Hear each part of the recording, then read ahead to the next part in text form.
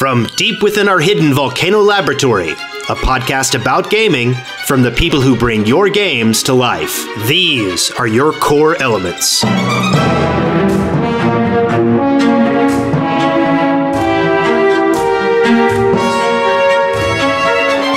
Core Elements, episode 57, recorded on February 27th, 2014.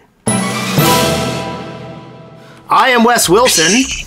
I am Spencer Williams, and it still says 2013 in our document. Welcome to Core Elements. With us today is Raphael van Lierop. Say hello, Raphael. Hi, everyone. How's it going? We are doing excellently, and we have not done a show in quite a while. I take full responsibility for that, although I'd like to blame a couple other people who tried to make guest appearances who changed dates on me at the last minute as well. But not me. Thanks a lot, Sid Meier. Well, it's funny, like, especially, like, Christmas time is really hard to get guests, first off. And then I got to the new year, and I had three, like, super prime guests that I was really trying to lock down and really trying to get into place, and I was excited about having them, and I couldn't ever work it out. So finally, I'm like, okay, I'm setting all three of you aside, and I'm going for new guests, and that's when I heard about The Long Dark. Will you tell us about your project, Raphael? Sure, yeah. The Long Dark is a first-person survival simulation set in a kind of a post-disaster setting. You play a bush pilot named Will Mackenzie, who's crash-landed in the northern wilderness as a result of a kind of mysterious geomagnetic disaster that's taken all technology offline. And so it's really focused on the core simulation of the survival experience. There's no zombies in this game. It's really about the nitty-gritty details of survival, and we can talk more about it, during this chat. But I mean, we've got a lot of detail built into the simulation, right down to, for example, individual types of materials that your clothing could be made of and how much they protect you versus wind chill or how warm they are when they're wet, that kind of thing. So we're really going for the super detailed survival simulation element. It's first person, so obviously immersion is a huge factor for us. We've got this very minimalist kind of UI philosophy where we're trying to put all the information that we can right into the game world itself, so players can explore the world and they can learn to read the signs that they see in the environment and really develop that sort of survival skill. And of course, we have sort of two primary modes in the game. We have a survival sandbox mode, which is kind of like a challenge mode, let's call it. It's a non-narrative mode that's really just about trying to survive as long as you can. And then we have a sort of story mode, and which is obviously, it's a big focus for us. We're really building The Long Dark out as an IP. So it's not just about sort of a one-off game, but we're trying to create a fiction. We're trying to create a world that we can set future games in, as well as graphic novels and web series and other things. And so storytelling is a really big focus for us, and that's something that we're exploring with. We're really interested in delivering kind of a more mature storytelling experience, inspired maybe by things like the Walking Dead TV series and whatnot, emphasizing a lot of sort of the moral conundrums that you find yourself in. But again, no zombies. So it's really more about exploring this post-disaster environment and answering the question, which is also the tagline we use, how far will you go to survive? Now, you just laid a whole lot of interesting stuff on us, but I'm going to go back to the beginning. I was going to nail you to the wall if you said your game had zombies in it. Well, guess what? You cannot nail me to the wall because we do not have zombies. No. Thank God. Oh my God. How many indie survival zombie games do we need? I don't know. I mean, for us, I think that, I'm a big fan of the zombie genre as well, and have been forever. I think I've played every zombie game and seen every film and read every book, zombie, post-apocalyptic, whatever. I was really inspired when The Road came out, Cormac McCarthy's novel, and how powerful that story was, and how he was able to create this really interesting sort of post-disaster scenario without falling on kind of the genre trope. So he didn't have zombies, and he didn't have a lot of the stuff that we tend to see in the kind of Mad Max experience. And it was really more of a literary story just set in a post-apocalyptic setting. And I think for me, that was sort of a big inspiration. And I thought a lot about, how to create a world and how to create a gameplay experience that's about, at its heart, the survival elements. And, what does it mean to be a survivor, and how does that affect your morality, and how does that affect your psychology? And you know, zombies are really interesting, but there's not a lot of ambiguity in that kind of a scenario. It's really us versus them, and for the most part, you don't have a lot of, you know, sort of, you don't get hung up on the idea of, you know, killing zombies because they're just there to be killed. I think that potentially with a setting like ours, where it's really more about interacting with other survivors and trying to navigate that moral ambiguity, I think that there's an opportunity there for really interesting storytelling and obviously really interesting gameplay. So yeah, I mean, we decided really early on that we didn't want to have zombies in the game. And I think that, you know, it puts the onus on us to make sure that the setting is still really interesting, because I think a lot of people just assume, hey, what could be cool about a survival situation if there's no zombies?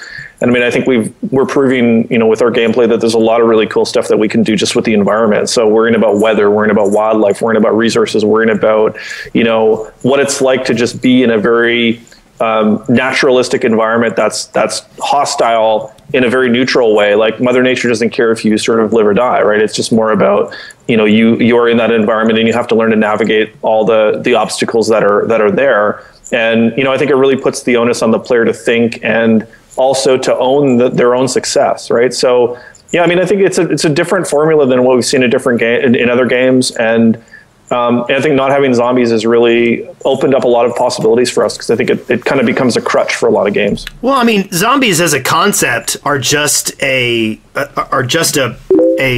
element of the world anyway. Sure. It's not usually something that that really. So I mean, they act just like a force of nature would. They're a tide in the area of danger, and I think you can generate that with other things like cold and starvation and things like that, and it's still the matter of interacting within that tide of death that is rising.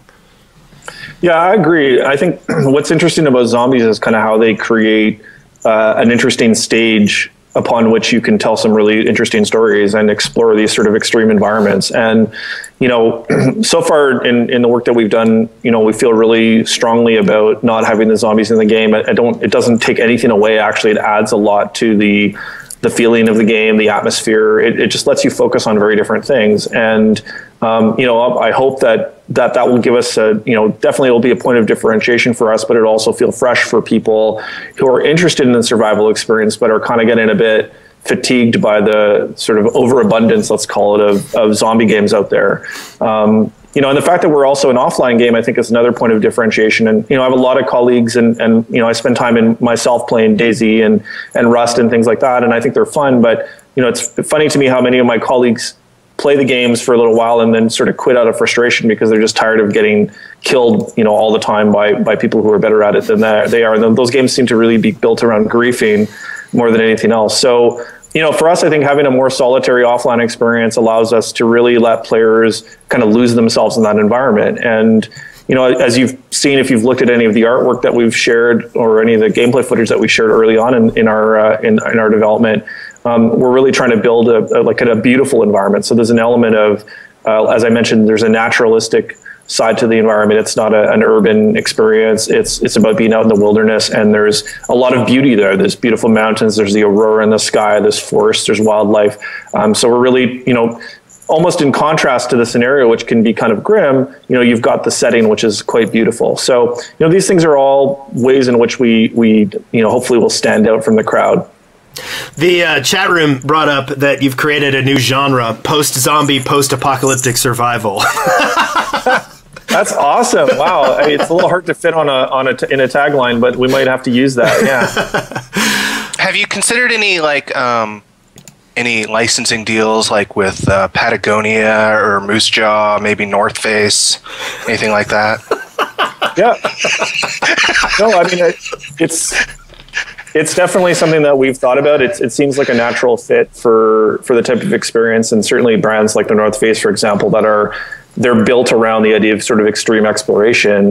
They would really lend themselves well. We haven't pursued any of that stuff yet because our focus right now is just building out the alpha and getting it out there and getting the simulation feeling really solid. But, you know, we're open to those opportunities as they arise. And, you know, for us, it's really about building a brand around the game that in a lot of ways it's starting to become a little bit of a lifestyle brand. So the Hinterland brand, the studio brand itself, and the Long Dark are we have some very key brand values around quality and the sort of mature storytelling and the type of experiences that we're building. And I think, we've been contacted by various licensing partners who are interested in getting their products in the game, and we're not trying to do product placement or whatever, but if it makes sense to have certain things in the game, then we're open to doing that. And if our players want to see their branded North Face gear in there, and it makes sense to do so, then we're open to considering it. But it's really, man, that was such a softball joke question. You totally took it and ran with it, man. I'm impressed. A question. Well, I mean, it's not such an off the wall question, really. I mean, it's something that we've been contacted by several sort of outfitting companies. Weapons, really? like, yeah, oh yeah. There's a lot of outfitters and people who make custom hunting gear, and they see the potential in a game like this to be an audience for they're people who are interested in wilderness survival and outdoors and things like that. So I think there's definitely a market out there, and you probably are familiar with the prepper movement. I mean, that's something that we didn't build the game around intentionally, but since we've announced the game, we've had a lot of interest in that, expressed from the prepper community, and people that are really interested in this whole idea of post-disaster survival in whatever form it might take. And as I said, we didn't build the game intentionally around that kind of experience, but if people want to use the Long Dark as their own personal kind of, prepper simulation, then we're okay with that. That is actually pretty awesome. It's exciting to me also because, when the people are reaching out to you instead of you having to seek sponsors, the fact that people are reaching out to you is a testament to the strength of gaming as a consumable media. Oh, absolutely. There's no question that, people who are at all savvy to demographics and just the way marketing works right now and all the social media stuff are really, really picking up on how important it is to include games as part of the way that they promote their products, the way that they get feedback on their products and whatnot. And so, I'm happy that we have been contacted by all these people, but I'm not really surprised because, in a lot of ways, especially with a game like the Long Dark, you kind of know already what kind of audience that you're going to be talking to. And it's sort of a prime way to reach those people. So for us, we're really focused more about, on creating a quality experience. And as I said, it's not about product placement, but if it turns out that our players are interested in seeing kind of more real world brands in the game, we're open to considering that. I mean, at the moment, we're building all our own stuff. We're really more focused on taking a little bit more of the Rockstar Games approach to it, like trying to create a world that feels very real, because it's inspired by what we see in the real world, but it's like original stuff that we've created ourselves. And we also have all our backer community, people who have pledged, significant amounts of money to us to support the project. And as rewards, are going to be able to create, brands for the game and name locations and come up with characters and whatnot. So that's a big part of our creative process as well, is integrating as many of those ideas as we can sort of organically into the fiction. So there's a lot of different inputs, and there's been an amazing amount of support and excitement about the game ever since we announced our Kickstarter back in September. And, we've just been, the team's been overwhelmed by the support, and we just feel, we all come from the AAA space, so we're used to working on highly anticipated games, but we've never worked on highly anticipated games where we're this close to our community. And so it's been simultaneously super invigorating and exciting for us, and also really humbling. And in some ways, we're very, we feel very responsible for the expectations, and we want to make sure we deliver on those. So there's a lot of responsibility that we feel for the fans. Well, we will talk more about this increasingly interesting project and more about what you do specifically in a little bit. But first,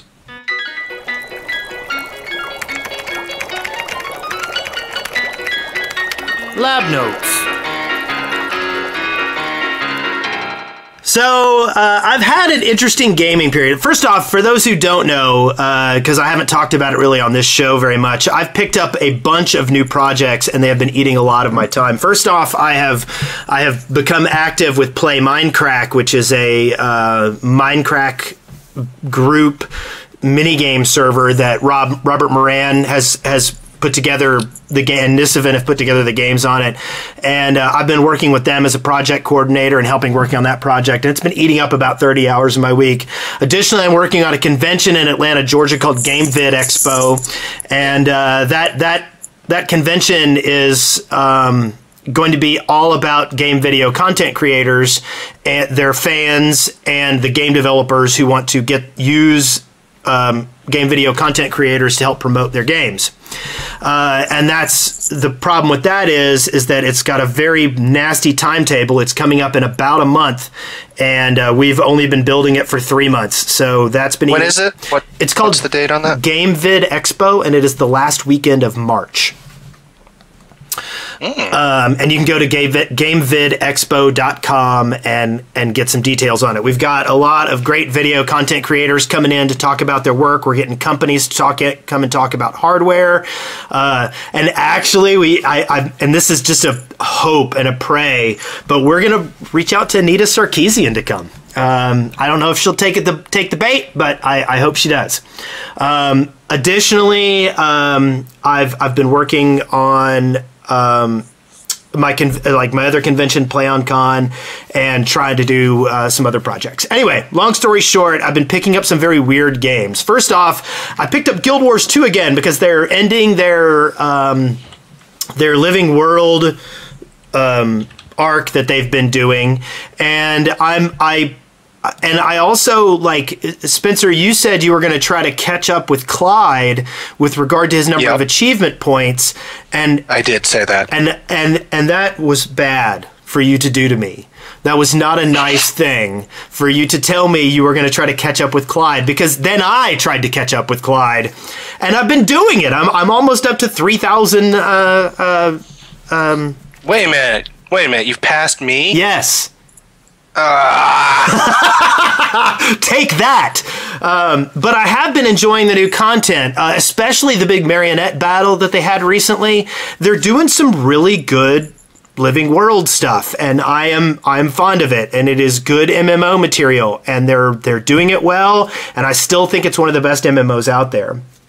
But I have to say, like, sometimes I feel like because all this stuff is happening, I should be viewing it as much more important than it really is. So I don't know. I'm a little bit... I'm still trying to gauge how I should respond intellectually to Living World stuff. The second thing I've been poking around with is Prison Architect, which is currently in alpha. And it's a sim game where you build a prison, and it's very, very frustrating. And if I start playing it at night, sometimes I will not end a game until about 4 in the morning. I've noticed that. I actually thought you just had it running. No. The problem is that you think it's like any other sim game. You think you have things under control. You think you've got it set up right, and then one thing starts to go off your kilter, and you're like, I can fix this. And unfortunately, the way Prison Architect is now, no, you can't. Once things start going off kilter, everyone ends up dead with bloodstains all over your prison. I keep meaning to play more of it, but it seems like a big time investment. It's not that bad. You can kind of race through it a little bit. The interesting feature of it is I think the goal right now is not to build one big prison. I think the actual gameplay model is build a small prison, make it work, sell it for money, build a bigger prison, and kind of up your investment opportunity, which is kind of interesting. But it is still in alpha, so we'll see as it gets closer. The next thing I've been poking around with, I tried the Swapper. It was in the latest Humble Bundle. I got it gifted to me, and I have to say that was a great puzzle game experience. I finished it within a few days. I found the simplicity of it to be perfect. It kind of took that, what was that game, TP Winterbottom? Was that the game? Yes. It kind of I could never really get into that. It kind of took that concept and perfected it. And so I loved it, and they polished it. There's something about really good particle effects that made 2D sprites pleasant. And I loved it. I thought it was a great little puzzler, and all in all, it's one of the few games that I wanted to sit down and complete the moment I started it. And then I keep meaning to try that because it had so many people that I respect have said so many good things about it, and I have it installed, and it keeps looking at me. Yes. And I continue to not play it. It's good. I recommend. Have you poked around with any of these games, Raphael? No, I've heard of most of them, but I haven't really had a chance to dig into any of them. Unfortunately, I mean, you joked about this earlier, but you know how it is for developers, right? Yes. The last, I guess, significant game that I finished was Gone Home, a couple months ago, or a month ago, I guess, and which was enjoyable. I play a lot of Minecraft with my kids, which is pretty fun.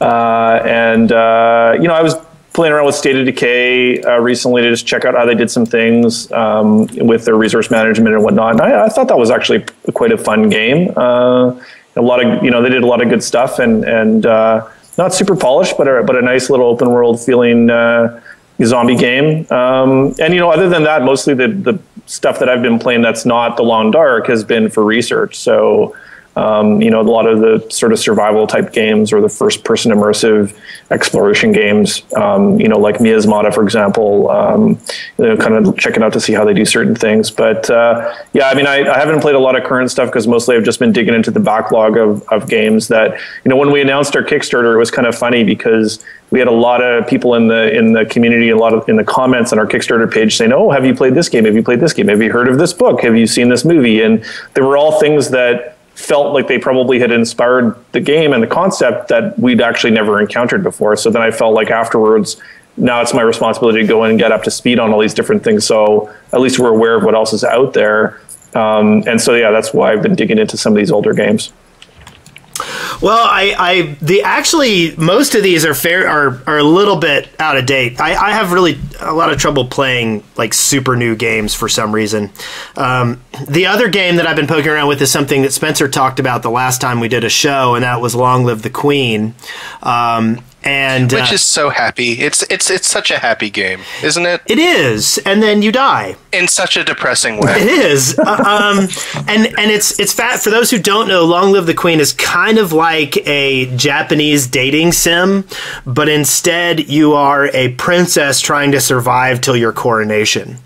And every day you can take 2 classes to improve certain skills, and then depending on how you do certain events, the story unfolds in a particular way, and your skills will be tested in various ways. For instance, near the beginning of the game, a family friend comes to court, and if on your first or second day you have managed to get a little bit of composure, you can manage to not be bitten by a snake. And it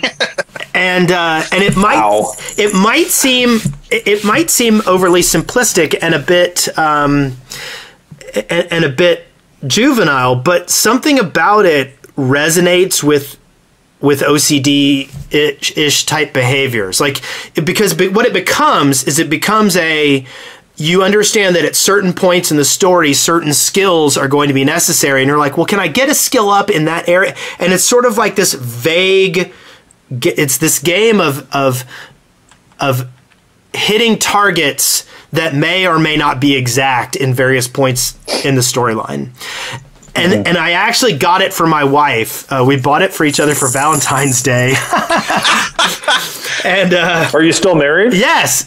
Okay. And it's been kind of funny because there's some Schadenfreude with it as well. I lean over and I go, "Are you dead yet? Are you dead yet?" And she's like, "No." But there's an interesting take though. She saved the game and restored from saves. And I feel, I know. That's shit. No. I know. And I'm gonna call her and tell her she was bad. whereas every single time I died, I started over from the very beginning. And I feel like I am the long live the Queen purist, and my wife is a dirty hacker. So, that's like holding your finger in the Choose Your Own Adventure book. Yes. But who doesn't do that? Come on, let's be honest, guys. Obviously, I don't. So you should get your wife on the show and hear what she has to say about your playing habits. Yeah, let's not do that. So let's. So Spencer, what have you been playing? Well, quite a bit actually, but I'm going to keep it to a couple of highlights here. First off, the kind of thing that's been eating up most of my actual playtime is Unchained Blades on the 3DS, which is it's not a new game. Again, I haven't been buying games this year. I still have not bought a game this year. I'm doing good. Right? Is that something we should congratulate you for, or should we have sympathy? I'm not sure. The way you say it, it feels like you're coming over an addiction or something. It's like I haven't smoked in a certain amount of time. Yeah. This is a very intentional sort of intervention policy for me, and that is I have limited myself to I'm only buying 3 games this entire year.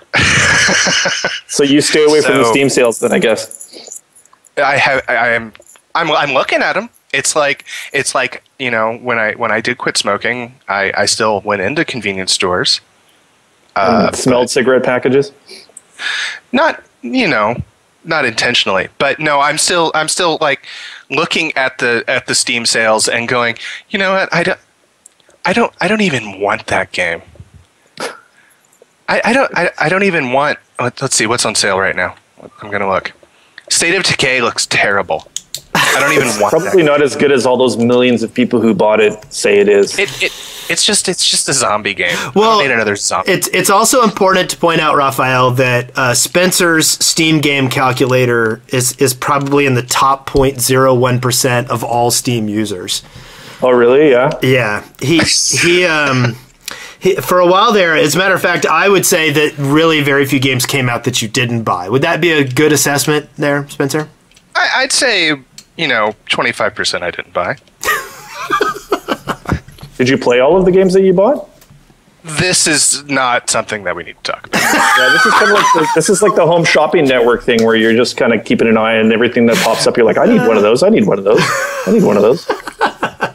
Well, and that's one of the reasons that I'm doing this exercise is important because it's going to make me play some of these games that I've purchased and never bought. For example, bring it back around to Unchained Blades, which I bought on a whim and never played. So it's a JRPG dungeon crawler, and it is really unforgiving. It requires lots of grinding.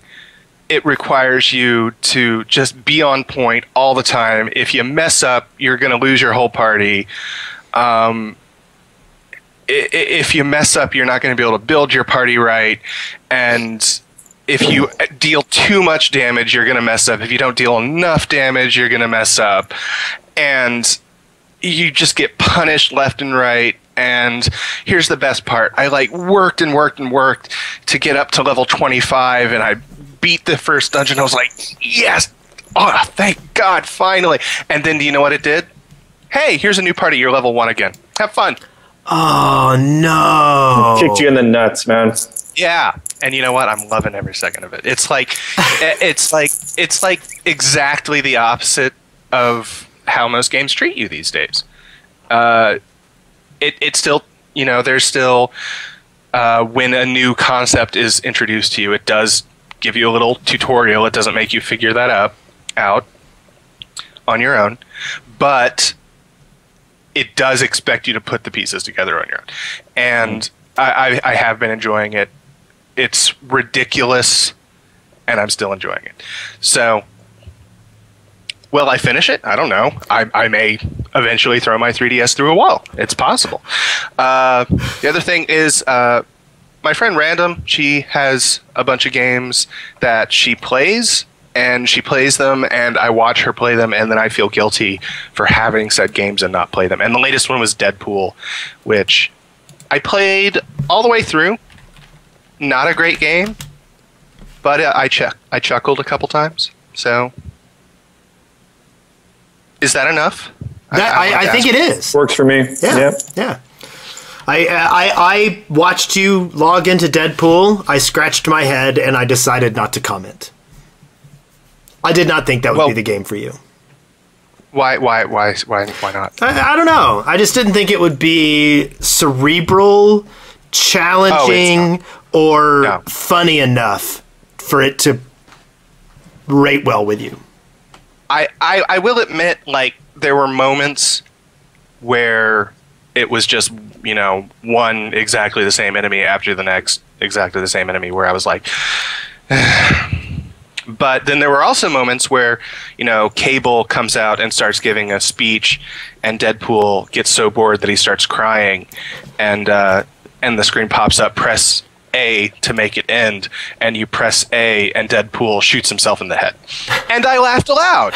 You know, that made it worth it for a minute. So I enjoyed finishing it, and I immediately deleted it. I was like, hey, I finished a game. I can delete it off my hard drive with a clean conscience. Yep.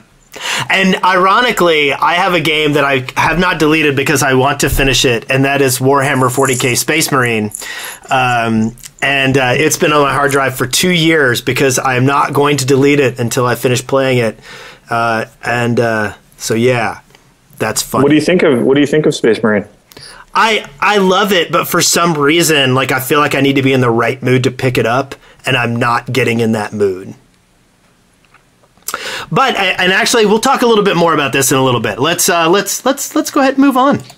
Well, the last thing is, I was playing Hawken every night. Every single night, I was playing Hawken, and I was really enjoying it.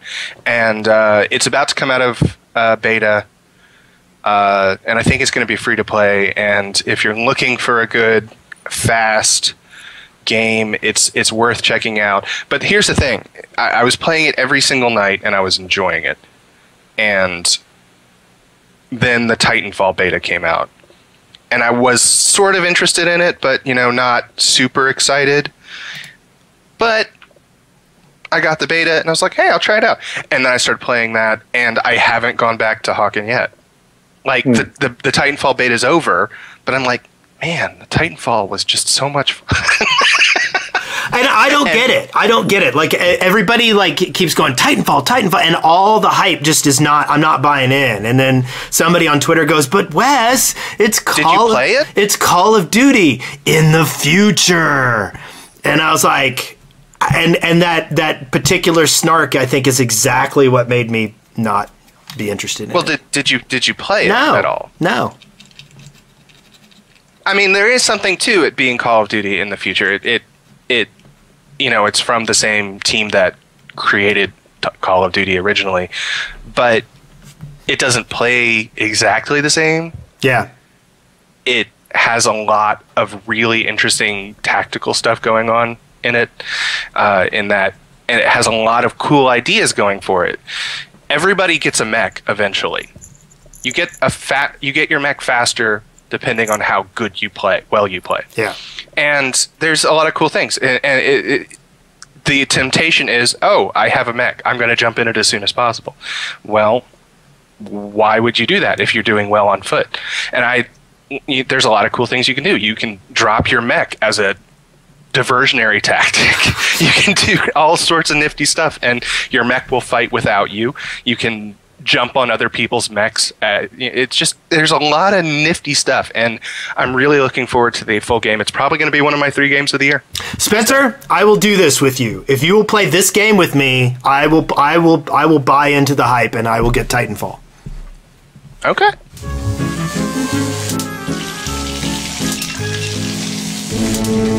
Eureka! Ow! So, probably some of the biggest gaming news recently has to do with stupid Flappy Bird. and I saw some of the hype building, and then I saw the tweets coming out, and I saw the hate being spewed at the developer of the game, and I saw the announcement he was going to take the game off the market, and then I saw the game come off the market, and I felt like it was something major in some weird way, and when I think back on it, I'm not sure how it's major. Did you ever play it? I played it as a web-based game that other people have done, and I'll explain what I did in a little bit. But it's one of these things where, like, the guy was making. For those who don't know, Flappy Bird was a little mobile game that was horribly difficult, but fast replay value. And the developer got so much hate spewed at him that he pulled it off of the market, even though he was making $50,000 a day in ad revenue. Theoretically, I mean, that's. And his reply was, I live a simple life. This is getting in the way of my simple life. I just wanted to make a game. I'm going to work on other games. Bye, guys. And I think it's respectable that he did that, and I think it's crappy that our particular subculture spews venom at people. And you see, no, okay, I'm going to stop you, because this is not something that just happened. This was. And the story of Flappy Birds is not the story of a game that got popular and the internet turned on it. That's not the story that happened. The story of Flappy Birds is a story of the gaming press turning on a game. Absolutely 100%. And it was Kotaku. It was Jason Schreier at Kotaku calling out a game, declaring it a ripoff, and basically inciting hatred against this poor guy who just put out this little crappy game, not expecting it to turn into a thing. Yeah, that's what happened. How was it a rip? How did he claim it was a ripoff? Is it because it had, like, was it the Nintendo art claim, or what was the? Yeah, I didn't really follow that story. That was the title. The title of his post was that it was. I don't have it in front of me. I mean, Kotaku eventually had to put out a retraction. The lead editor eventually put out a big long pseudo apology about it, Stephen Totilo. But I mean, it was he put pictures of the pipes from Flappy Birds next to pictures of the pipes in Mario Brothers. They're clearly not the same art, and his whole point was. What was it? Maybe kids will someday grow up thinking these are the pipes from Flappy Birds instead of the pipes from Mario. And, I read other... someone put it very well in a very succinct tweet. This is hot off the heels of, how dare those evil people at the Candy Saga try and trademark candy. Wait, someone's trying to use pipes in a different game? How dare they? Yeah, that was spot on. And it's just it just is. Oh, I don't know what it says about the sort of sacred cows in gaming at this point, but the story I don't think is going to be.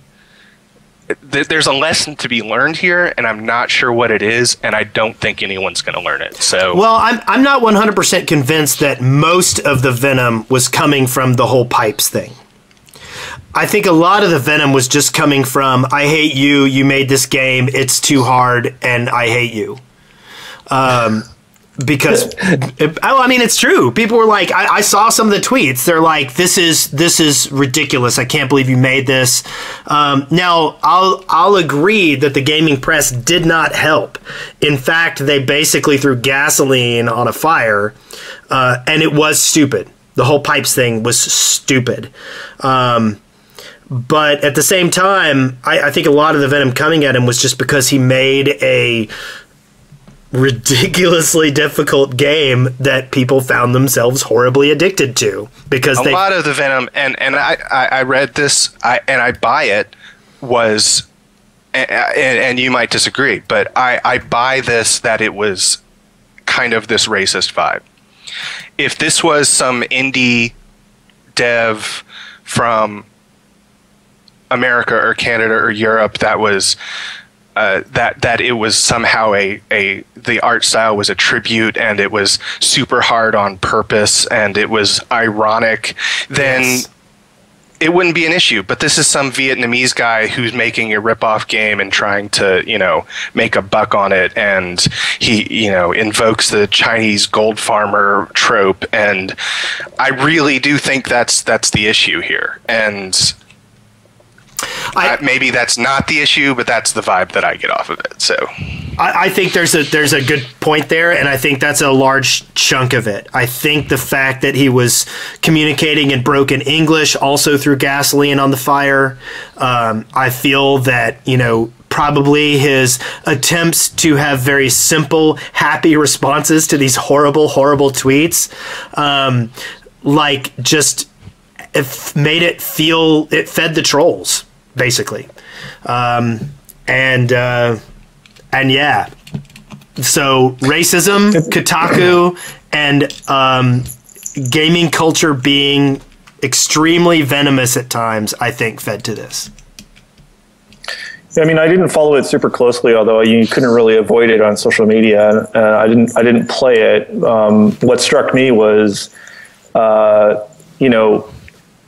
it sort of reinforced, or I think in a lot of ways, it's sort of a metaphor for how kind of fickle the gaming public can be now, especially with these games that, in a lot of ways seem fairly superficial, kind of throwaway experiences. And I know a lot of developers, I'm sure a lot of developers kind of looked at Flappy Bird, the sort of financial success of it, or the purported financial success, and kind of scratched their heads and thought, what the hell are we doing? Because here's a guy that put this thing together on his own, and it's extremely simplistic, and there's nothing really to it, and yet it's got all this attention, and it's generating all this revenue, and everybody's talking about it. How do we recreate that?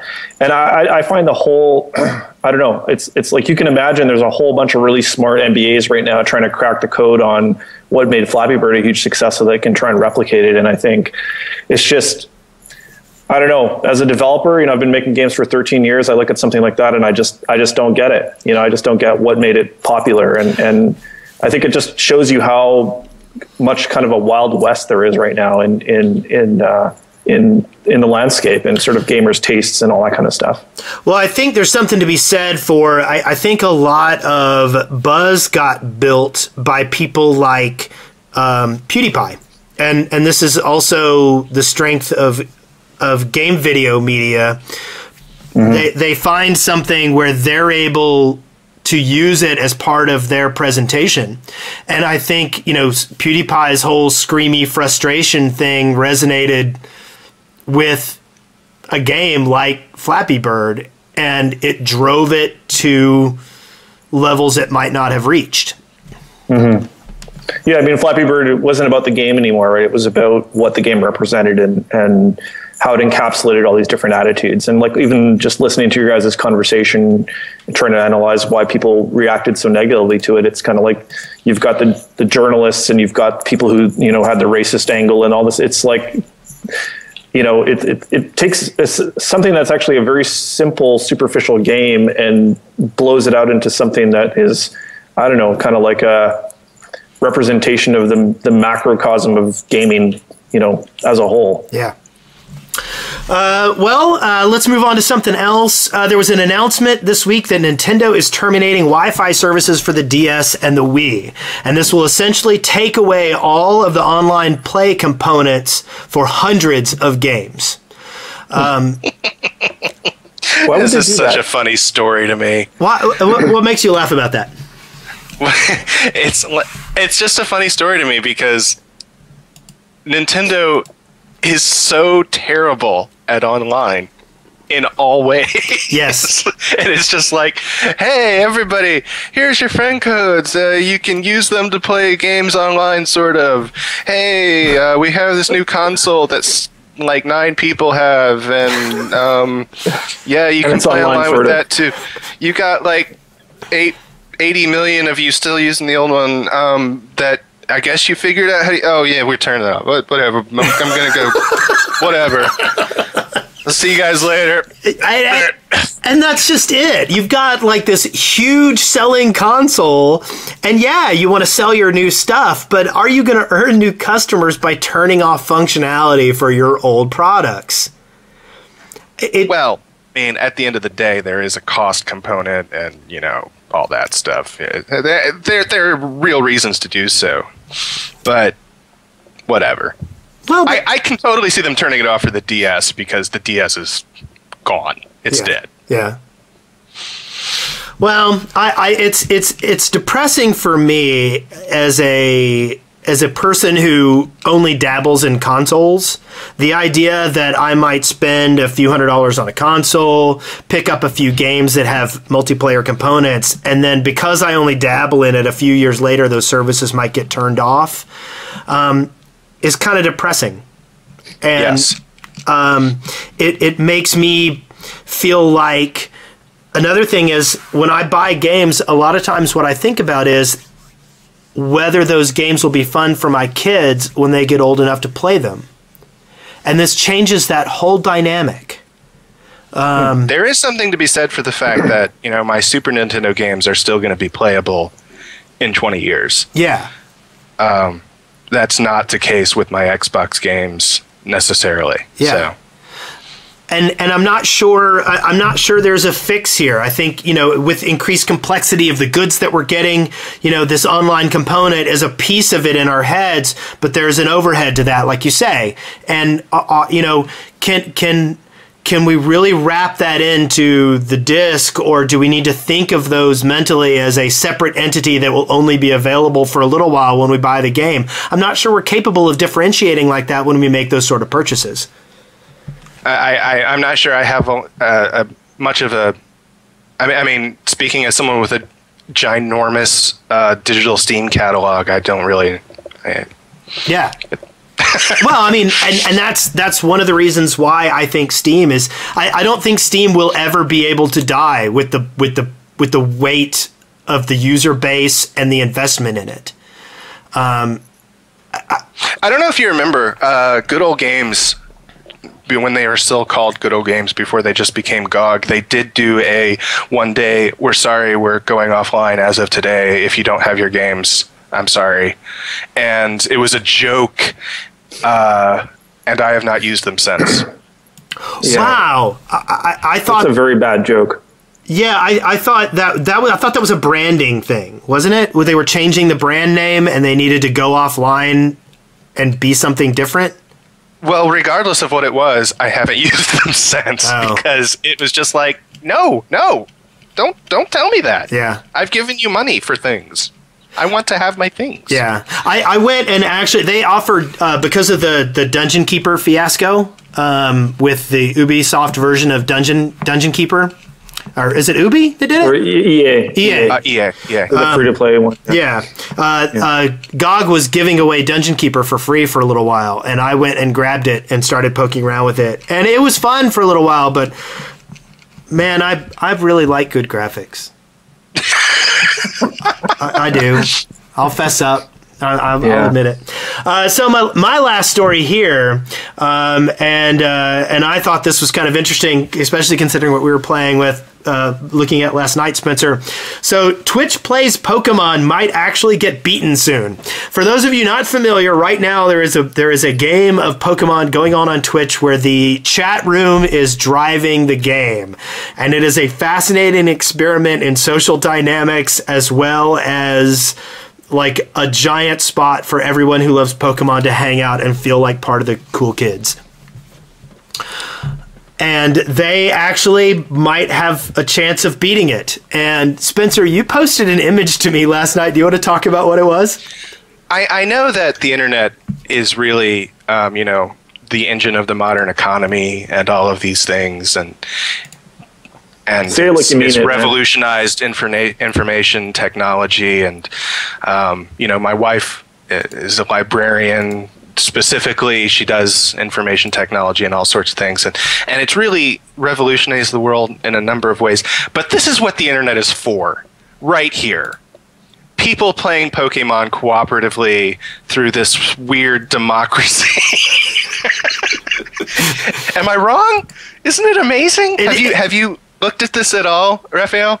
No, I haven't. I've never heard of it. So how are they doing that? They're kind of guiding the gameplay. They're giving instructions, or they're voting, or how are they doing it?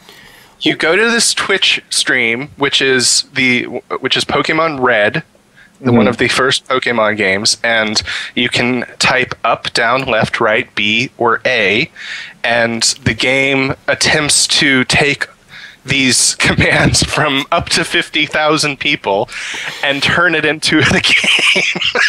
It's amazing. So it's like massively cooperative online game. Yes. Except it's not really cooperative because it doesn't work that way. Because you end up with these incredible things like it taking hours and hours and hours to cut down a tree. Oh, wow. And somehow still there are people that they've worked out systems to work their way through the game, and they're almost done. They've almost completed the game. Yes. And there's actually, there's trolls too. Like, for a while there, people would press the start button and pause it. and so they had to implement certain things in order to stop the trolls from messing with the game, but they did succeed. The trolls did succeed in freeing a lot of very good Pokemon that had been collected. No, it wasn't necessarily. The thing is, it wasn't even necessarily trolls that did it. It was, it was just pure random happenstance because you can't control what's happening. But the thing is, and no one has control over what's happening. There was an item that everyone that got picked up, some sort of, I don't know Pokemon, but it was some sort of shell that could eventually wake up some Pokemon. But it was the first item in the inventory. So whenever the character went into the inventory by pure happenstance and looked at this item, it happens all the time, and it says you can't use that item right now. Well, this sort of religion grows up around this item as if he is consulting it to discover what he should do next.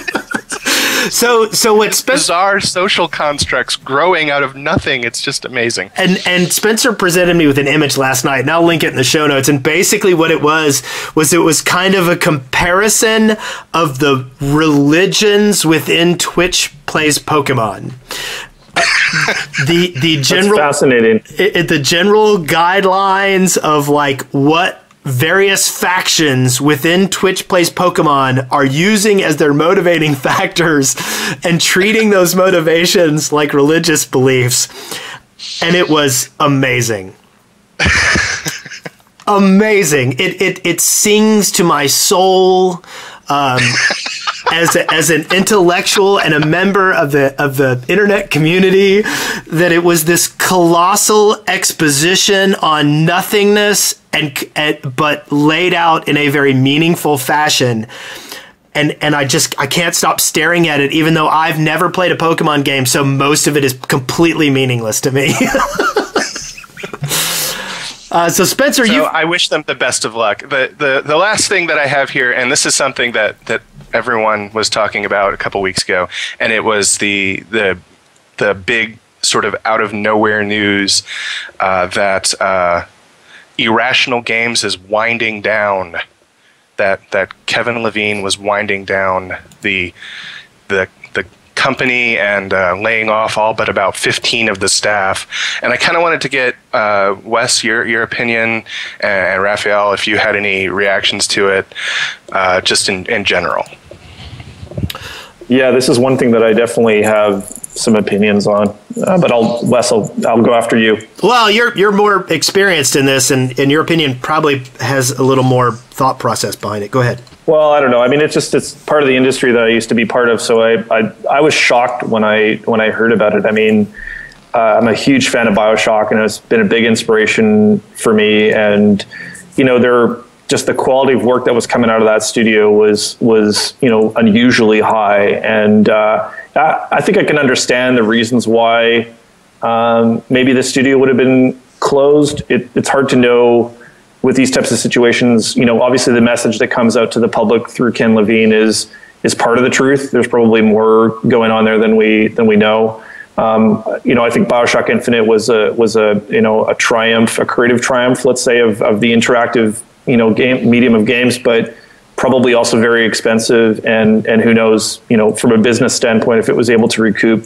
I mean, I love the fact that the BioShock games were able to exist. When the first BioShock came out, I was like, I'm a huge fan of the game, and it's exactly the kind of game that I like, but I was always really perplexed at, the fact that it was able to ever get made, because it just seemed so unusual and non-mainstream. And so I look at, on one hand, I look at Ken Levine and the team at Irrational, and with an amazing amount of respect for what they've been able to accomplish over the years within the current climate. And then on the other hand, when I saw that announcement, I kind of thought to myself a couple of things. First of all, how do you wind down a studio that, has had such a big influence? And the second thing was, wasn't there another way to do this that didn't involve laying off all those people? And that was, it sort of came across to me as a little bit of a, as a bit of a selfish message there. Now, and I mean, I'm reading into it, and I don't know Ken Levine, so I don't know anything about him, but it struck me as strange to say, hey, I've decided I want to work on a different kind of game. I'm going to take a small team with me, and I'm going to lay everybody else off. It seemed to me that there was probably a way for that studio to continue to function and continue making BioShock games, even with Ken going off to do his own thing. Yeah, it did feel disingenuous to me as well. Wes, what did you? Well, I mean, my first instinct when I heard it was I'm surprised anyone can work with. I think that the weight of creating a AAA titles is really unreasonable, and I think that anyone in their right mind who wishes to develop anything, picking up that mantle and carrying it for a long time seems to be a recipe for an early grave. My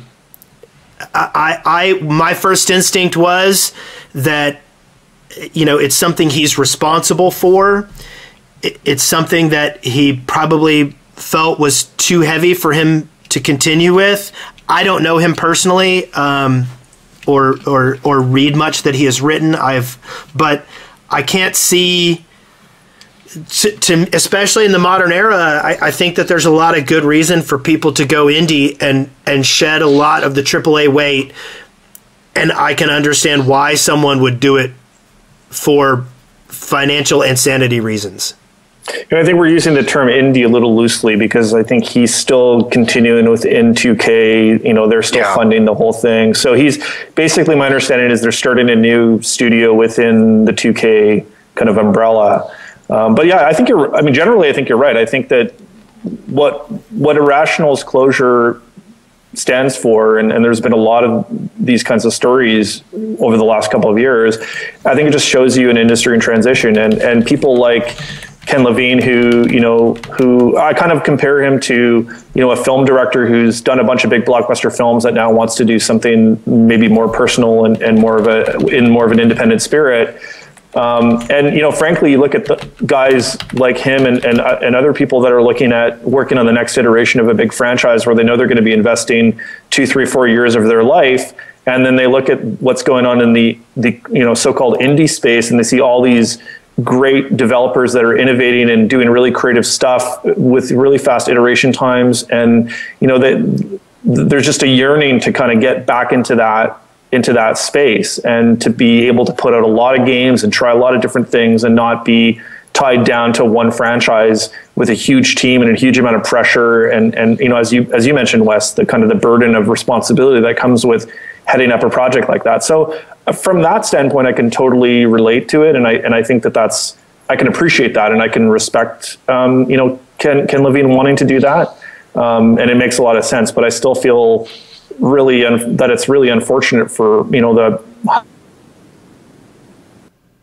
worked at Irrational, that devoted their time and their energy and put their passion into the BioShock games, to some degree, because they believed in the franchise and the future of the studio. And now, to see it kind of go away, I mean, I think it's really a shame.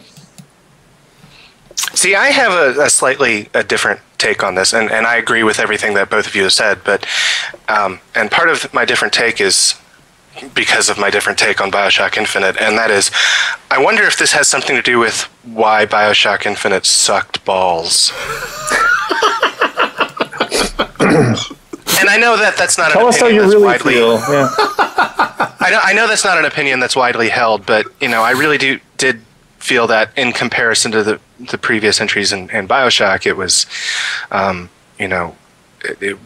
it was not good in terms of how really any part of it other than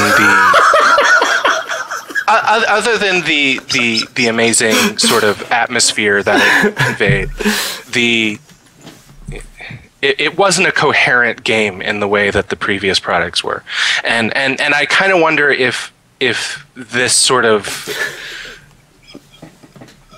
clearly, you don't make this kind of decision overnight that I want to stop making this kind of game. I'm just wondering if this sort of kind of the difference in this game that I felt from the previous games had something to do with this. But, that's just me. So. Well, and I think that there might be something solid there. I mean, when you think about, like, what would BioShock Infinite have been as a smaller project?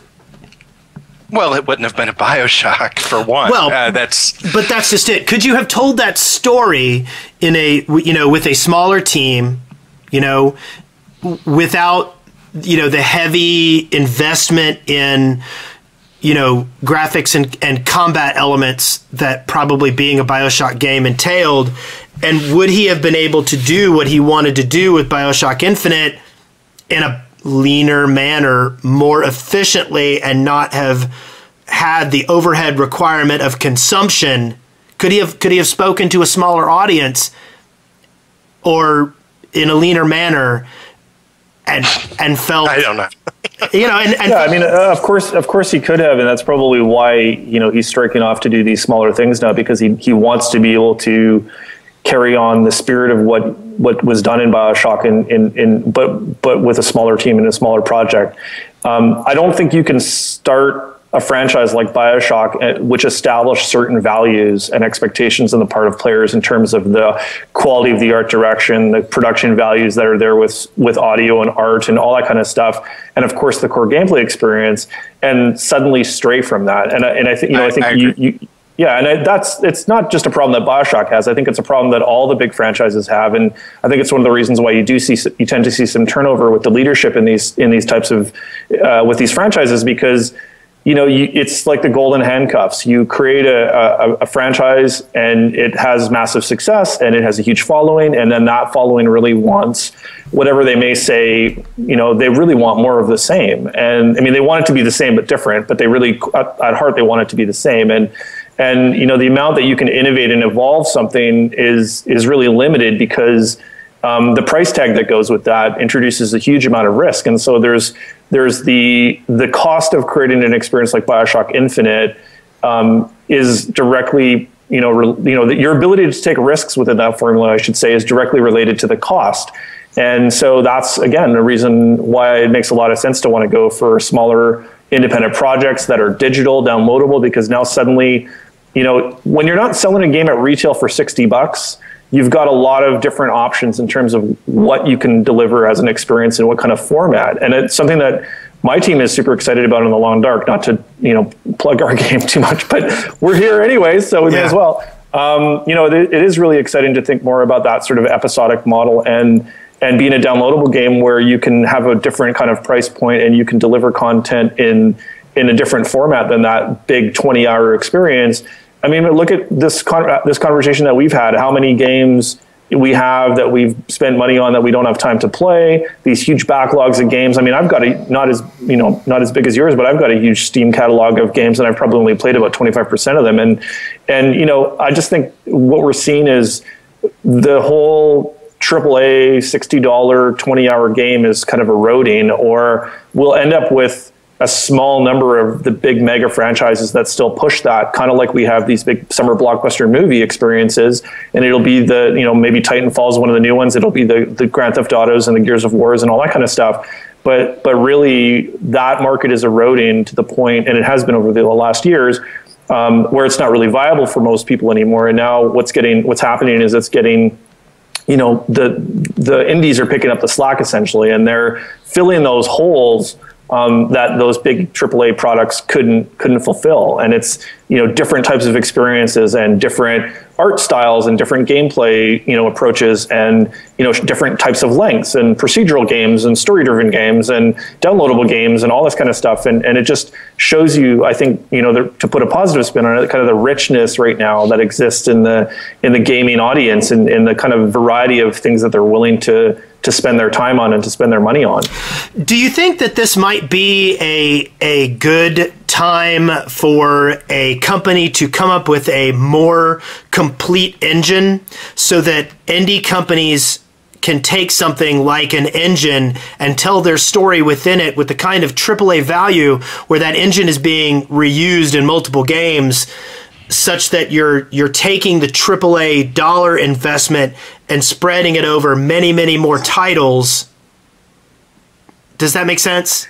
Yeah, I think I know what you're getting at. I mean, the real cost for a big AAA game like that doesn't tend to be the engine. I mean, the engine can be expensive, but like Unity, for example, the engine that we're using, and like hundreds and hundreds of independent developers are using, is a great example of a pretty affordable piece of technology that's very flexible, very powerful, that you can produce AAA quality games on if you have the skill and the resources to do so.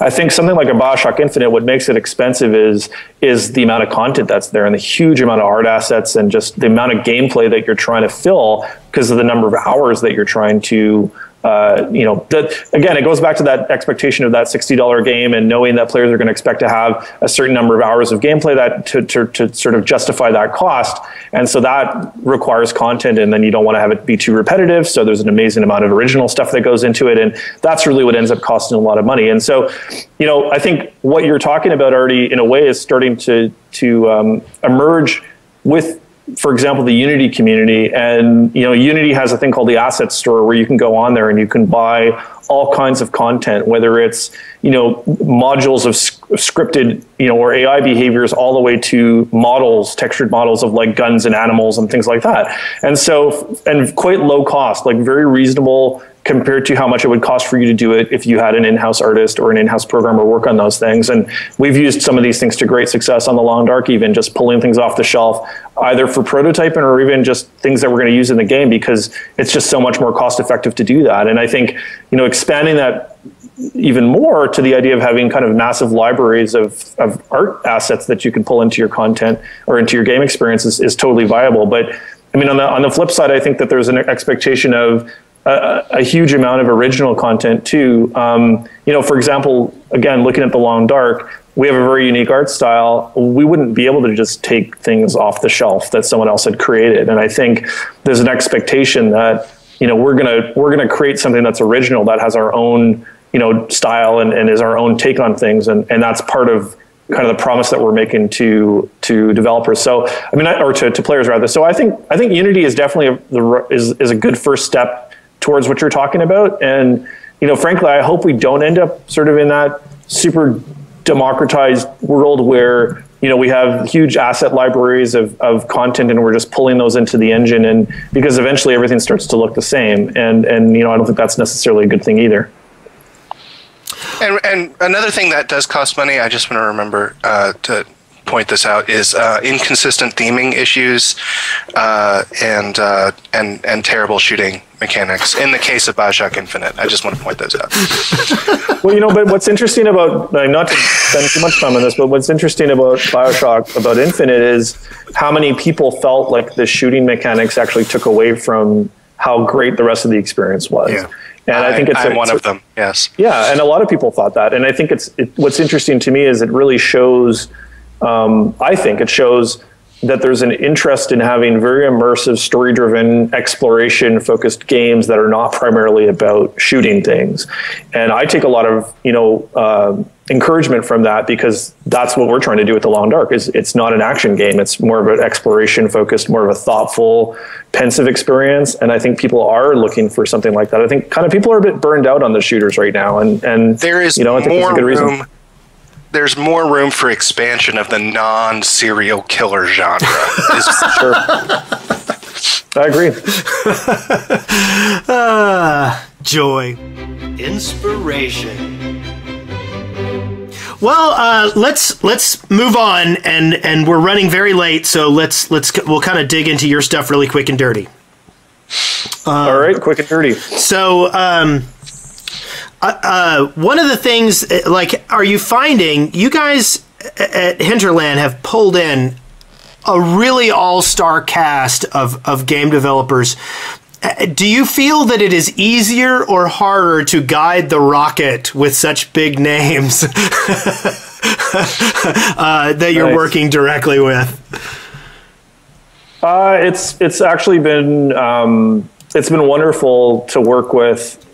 First of all, such amazingly talented people, because it's a huge inspiration, and it you come to work every day and you see the quality of work that's being done, and you are constantly just pushing yourself to kind of live up to that, right? And so there's nothing more enjoyable and encouraging for people who like to do good work than to come to work and work with people who have an amazing work ethic and just put out quality stuff all the time, because it just makes you want to be even better every day. So it's been a really big inspiration for me, and being able to work with a small team of people like that has been really wonderful for all of us, because we all come from the AAA blockbuster sort of industry. We've transitioned from, 10 years ago, we were working with teams of 15 or 20 people. And then, we ended up working with teams of 150 or 200 people. And you really lose a lot of those interesting one-on-one connections that make making games fun. And so for us, I think it's really refreshing and enjoyable to be able to work with veteran people, which is great, but also, a small group of them I think is really critical. And it allows us to create,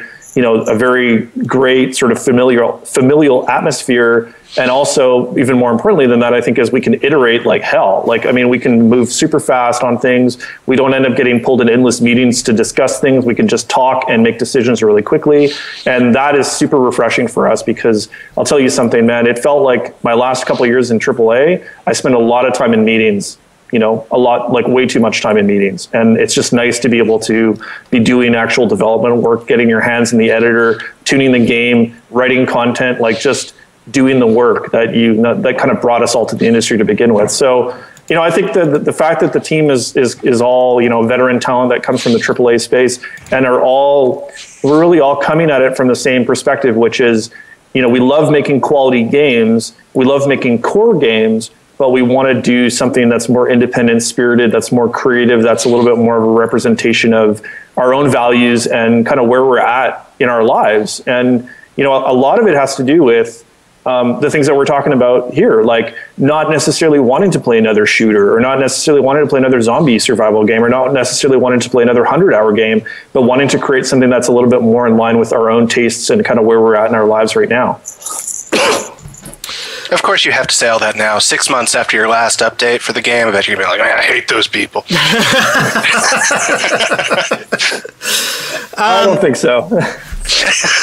And I've had a really difficult time getting behind the walls of AAA studios and getting people to talk to me about what they're working on, mostly because, press corps want to hold on to everything. And, it's very hard to get people who are both extremely influential and are able to a particular AAA title, but at the same time be able to go out in the public and, talk about it casually. Is it like, do you feel there is more of a migration now to smaller projects, or is that just the illusion because we're being exposed to more successful indie titles? I don't think it's an illusion. I think it's definitely really happening. I think that, I'll use myself as an example. After working in the AAA industry for many, many years, you get to a point in your career where you really want to do something different. And a lot of us, when we got into the industry, it was smaller, and the teams were smaller, and the budgets were smaller, and all those factors allowed you to do, in a lot of ways, much more innovative stuff. And, going back to what I was saying before about kind of being within an established franchise and having a big budget project, your ability to take risks within that formula is really, really diminished. So I think at heart, everyone who makes games first of all, we're all gamers, and we're all inspired by games at some point that really touched us and made us want to become game developers. And over time, it's easy to lose sight of that or lose the connection because the projects just become so big. And so I think to some degree, what we're seeing is sort of an exodus from a AAA space into what we're calling the indie space, which pretty soon is going to have to be called something different because everybody's going to be an indie. It is more about just wanting to do things that are more creative, wanting to be able to iterate on more projects, wanting to be able to actually make more games. I mean, I think that's something that for me was a big inspiration to starting Hinterland, was looking at the years that I'd put into the industry and the number of games that I'd been able to be part of, thinking like, wow, I wish I could have done twice as many games, in that time. And really that just comes down to, doing more smaller projects. And for many, many years, it wasn't really financially feasible to do that. You were pretty much limited to accessing the market through a publisher, through the retail chain that essentially drove that price point, that $60 price point. There's a whole bunch of economics that are built around that system that now are being eroded by the success of digital. And I think that's one of the reasons why I'm so excited about downloadable games, and my fellow developers, colleagues that that I talk to are all so excited about it, because for us, it's just freedom. It just means, hey, we can reach our audience directly. We can create a bunch of stuff that we wouldn't have been able to create before. We can take some creative risks. We're going to have some losses, but we can also have some hits. And this is the business that we're in. This is why we chose to dedicate our lives to this profession, because we're creative risk takers, and we don't want to be handcuffed to doing the same thing over and over. Do you think that there is, do you think that the rise of more indie projects is also giving more credence to the idea that gaming can be an art form? Do you feel that, we're seeing more personal expression in games? More instances where the particular fingerprint of a developer can be seen on the product that they created? I absolutely believe that's the case, and I think it's great that that's the case. Obviously, I'm biased, but when you do work on really big franchises, there's a very well constructed message that goes around that. There's a certain way that you talk about the game, a certain way that you're trained to talk about the game. You're trying to sell as many copies as you can because you have to recoup that huge budget. So you're really trying to sell to the middle of the pack as much as you can. I mean, I hate to say it, but you're really trying to just bring in as many people as you can. And so in a lot of ways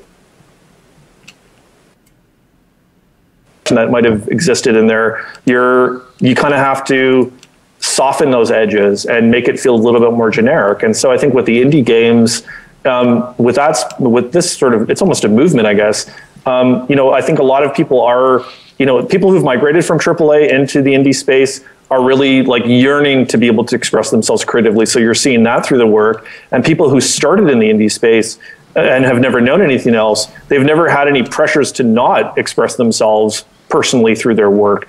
And, I don't spend a lot of time worried about whether games are an art form, and I don't really know any developers that do, but I don't think there's any question that when you play a game like Journey, for example, that is a piece of art. There's no question to me that's a piece of art, and that I can feel the presence of the creative minds that worked on that game, and that they're trying to make me feel something.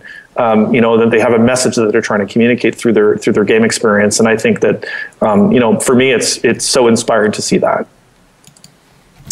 Well, let's and we'll do one or two more questions and then we'll wind down. You've worked on a lot of Warhammer stuff, and we've been big Warhammer fans for a long time, and it always felt like everybody wanted more success for Warhammer, and it just never happened.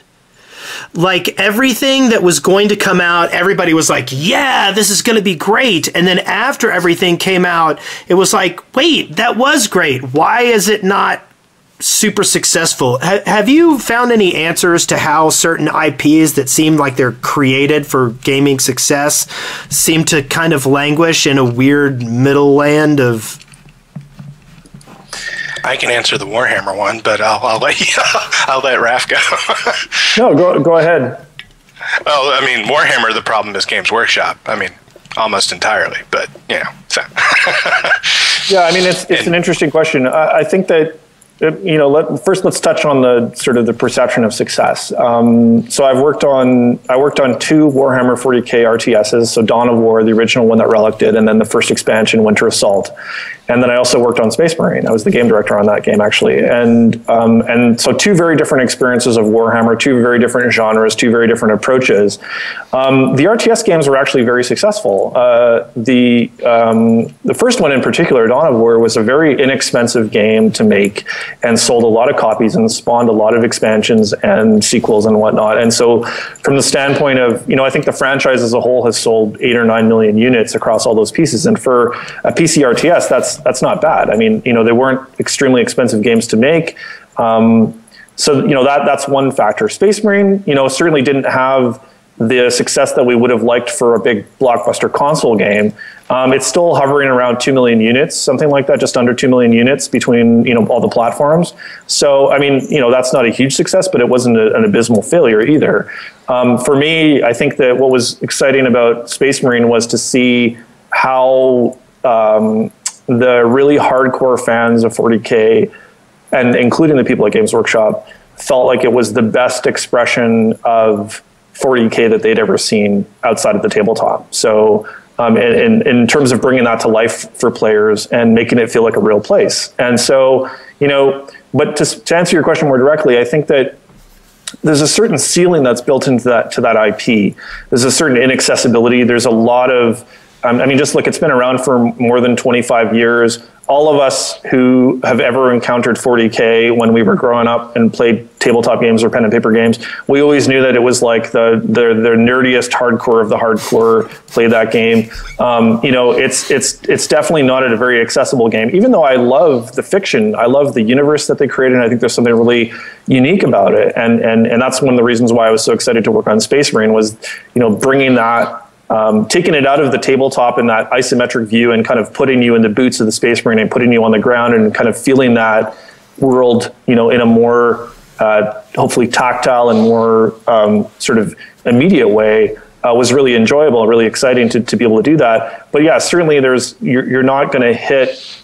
It's not really a mainstream IP. I mean, you have demons walking around the world and crazy stuff, right? So, I mean, it's. I'm allowed to say that anyway. Sure. Yeah, it's not super mainstream. So I don't think anybody. I think the games were successful given the ceiling that's built into the IP. I don't think anybody really believed that Space Marine or any of the RTS games were going to be as successful as StarCraft, for example, or whatever, or Gears of War in the case of Space Marine. And I think it's just a question of the IP. And I think there's definitely, every IP has DNA, and that DNA to some degree determines how broad reaching that IP can be. And, going back to your point about Games Workshop, they were a really good partner in a lot of different ways. And they are also very protective of their IP with good reason, because for them, their bread and butter is selling tabletop miniatures. Their bread and butter is not licensing to video games. And so even though they made a lot of money licensing the IP to THQ to make the Dawn of War series and to make Space Marine, their primary source base is extremely hardcore, and they do not like to see the formula really played around with very much. And we had incredibly intense discussions with THQ about things that, or with Games Workshop about things that would seem silly to you, like, for example, how do Space Marines talk? And there was a huge, this was the case actually with all the Dawn of War games, that there was an edict from Games Workshop that Space Marines would never speak with contractions, that they would always say everything out, cannot and will not. They would never say won't and don't and all that kind of stuff. And with Space Marine, it was something that we, basically it went all the way up the chain to the top, executives at Games Workshop and this was an initiative that I pushed with them directly to say, look, I get what you guys are trying to do with this. I know that you want to show Space Marines as being the elite, educated officer class of this universe, but they sound like idiots when they talk. So let's try to like humanize them a little bit more, and let's try and just like recognize, let's try and understand what you're trying to accomplish with that edict, and let's find a better way to represent that in the game that doesn't turn people off. And I mean, that's a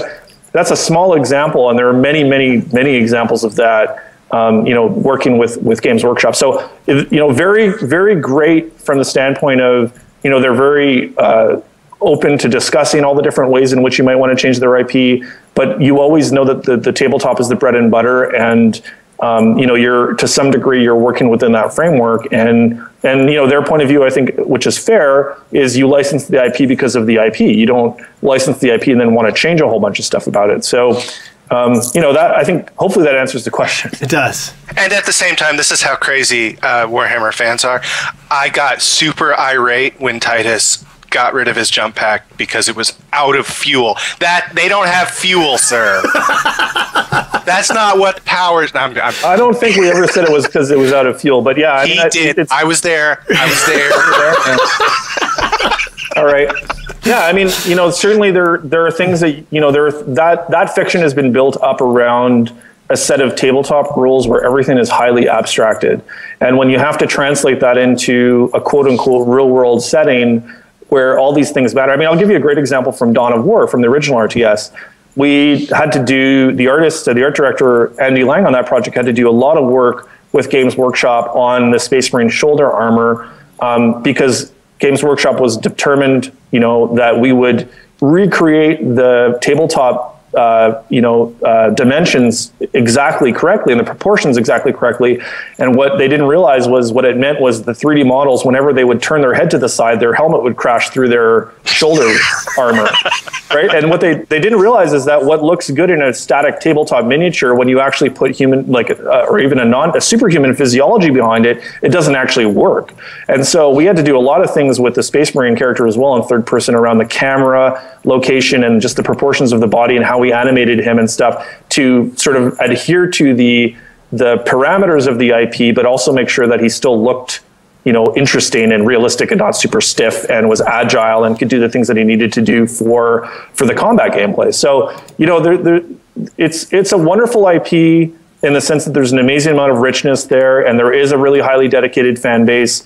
And I think anytime you take something that's highly beloved by a lot of people, it's a bit of a minefield, and you've got to be really creative about how you interpret that and find that balance between staying true and faithful to the IP and not pissing off the fans, and also trying to open it up a little bit to new people. And, I think for Space Marine particularly, that was one area where I think the game was very successful, was that we pulled in a lot of people who had never, never encountered 40K before. They never really knew about it, or they sort of dismissed it because they thought this is just nerdy stuff and it's not for me. And, the game kind of was a good entry point for them into the fiction of 40K and got them reading the novels and kind of getting them invested in it that way. So, yeah. Well, okay. We have gone almost an hour and a half. Raphael, you are very interesting. Thank you. Have we talked about all the points of the Long Dark and Hinterland that you want to cover? Is there anything else you wanted to talk about before we closed up? Well, we didn't talk a lot about the Long Dark. The development is going really well, and we've been working a lot on the survival simulation sandbox, and it's come a long way. We're going to be sharing some new stuff pretty soon. We haven't really shared any gameplay footage since we had our Kickstarter back in September. We've been hard at work on the game, obviously, since then, so we've got a lot of new stuff to show that we're probably going to be sharing in the next few weeks. We're just really excited to continue development. If people are interested in finding out more information, they can go to intothelongdark.com. That's where we're tending to do a lot of our updates. We also have Facebook page, Hinterland Games, and on Twitter you can follow us at Hinterland Games. And we try and use a lot of social media to get the word out about all our updates. And the team's hard at work, and we're super excited to get the game in everyone's hands. Well, that's awesome.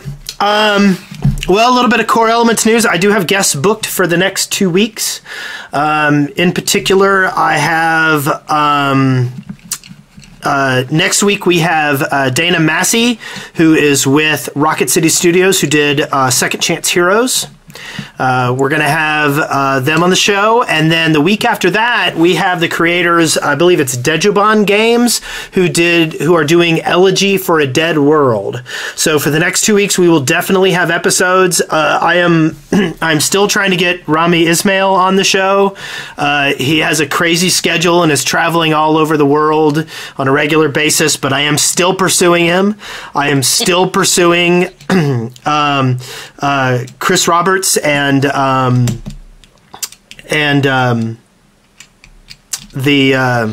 what's the name of the studio? Cloud Imperium Games, to get Star Citizen into our onto our show. So these are things we are working on, and we hope to be bringing you lots of big shows. Do go and check out the videos of the show. We put them on YouTube under the name Core Elements Show, as well as now there is a URL for the show itself, coreelementsshow.com.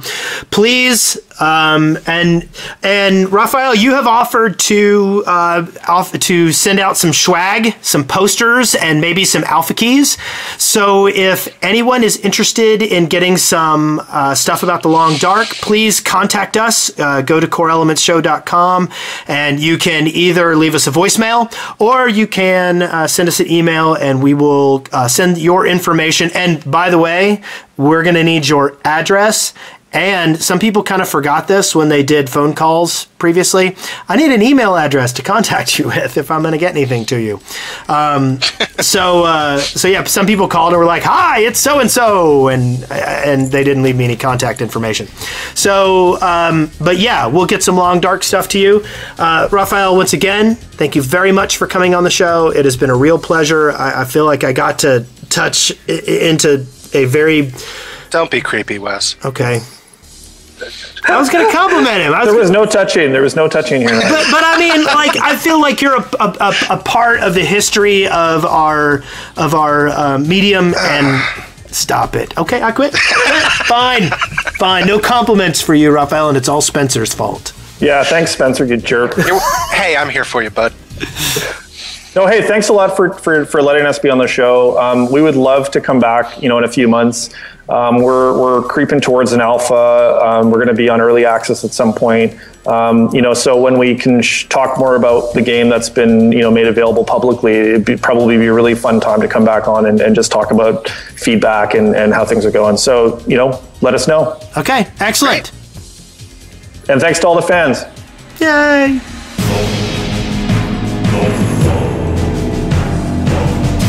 You've been listening to Core Elements, exploring gaming one element at a time, a listener-supported podcast. See the show notes or get more information at coreelementsshow.com, or leave us a voicemail at 256-763-0455.